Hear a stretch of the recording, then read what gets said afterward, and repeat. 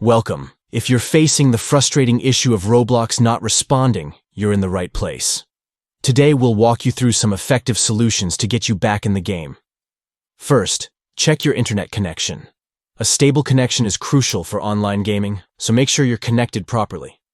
Next, restart your device. Simply long press on the power button and tap on restart. This can resolve many temporary glitches. Then let's update the Roblox app. Open the Google Play Store on your Android device. Type Roblox in the search bar and tap the search icon. If there's an update available, hit Update. Now, clear the cache and data. Go into Settings, tap on Apps, find Roblox, and then go to Storage. Select Clear Cache and then Clear Data for a fresh start. If the issue persists, you might want to reinstall Roblox. First, uninstall the app by long pressing the Roblox icon and tapping Uninstall.